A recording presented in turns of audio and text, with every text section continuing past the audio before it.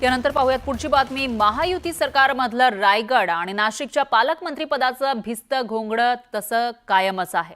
या परिस्थितीमध्ये 1 मे रोजी महाराष्ट्र दिनी जिल्ह्यामध्ये झेंडा बंधन कोण करणार यावरून चर्चा रंगली। सरकारनं अतिशय चतुराईनं यावर मार्ग काढत रायगडमध्ये अदिती तटकरे तर नाशिकमध्ये गिरीश महाजन यांचं नाव घोषित केलंय।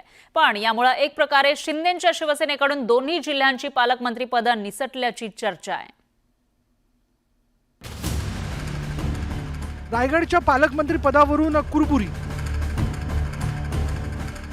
ध्वजारोहणाचा मान अदिती तटकरेंना, विरोधकांचे महायुतीला जोरदार टोल।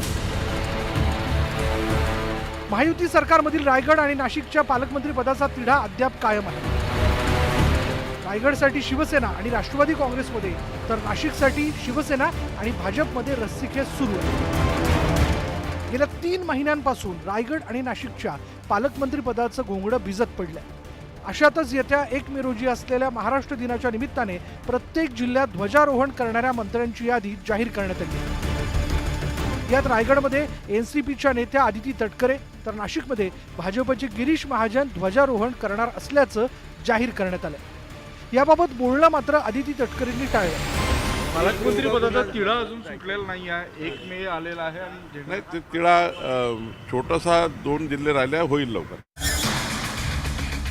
रायगडचं पालकमंत्रीपद शिवसेनेला मिळावं अशी शिवसेना आमदारांची मागणी आहे। त्या शिवसेनेकडून भरत गोगावलेंचं नाव पालकमंत्री पदासाठी चर्चेत आहे। आता महाराष्ट्र दिनाच्या निमित्ताने अदिती तटकरेंना ध्वजारोहणाचा मान देण्याच्या निर्णयाबाबत बोलताना भरत गोगावलेंनी काहीशी सावध प्रतिक्रिया दिली।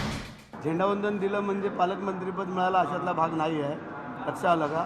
मागच्या वेळेला पण 26 जानेवारीला दिलं होतं, 15 ऑगस्टला, म्हणून कदाचित ते दिलं।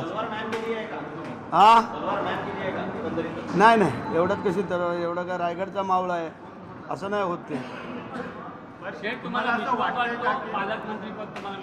वाटतो म्हणून तर चाललंय। काही गोष्टी वाटूनच चालायच्या असतात, एकट्याने नसतात घ्यायच्या, वाटून चालायच्या। गेल्या 4 महिन्यांपासून रायगड आणि नाशिकच्या पालकमंत्री पदाचा तिढा अद्यापही सुटलेला नसल्यामुळे विरोधकांनी सत्ताधाऱ्यांवर टीकेचे बाण सोडले। आपल्या राज्याचे मुख्यमंत्री हे हुशार मुख्यमंत्री आहेत। त्यांनी तिढा तसा अप्रत्यक्षपणे सोडवलेला आहे। तो शिंदे साहेबांना मान्य नसला तरी की त्यांनी सांगितलंय की पुढचे काही वर्ष नाही तर महिने मुख्यमंत्री हे तिथलं सगळं नियोजन बघतील। मग आता त्याचा अर्थ 27-28 पर्यंत काय तिथं पालकमंत्री बदलला जात नाही, तर पालकमंत्री तिथं मिळत नाही। राहिला प्रश्न रत्नागिरीला, ते रायगडला, तिथं सुद्धा तिढा काही सुटेल असं वाटत नाही। आणि जर मुख्यमंत्री आणि उपमुख्यमंत्र्यांचे जे काही स्टेटमेंट येत आहेत ते स्टेटमेंट त्या दोघांमध्ये खूप चांगले असे काही स्टेटमेंट येत नाहीत। पक्षाचा आपल्या त्या पार्टीचा अंतर्गत वाद आहे, आलबेला आहे असं मी म्हणत नाही। मला वाटतं की अमित शहा जी येऊन गेलेत पण तोडगा निघू शकला नाही।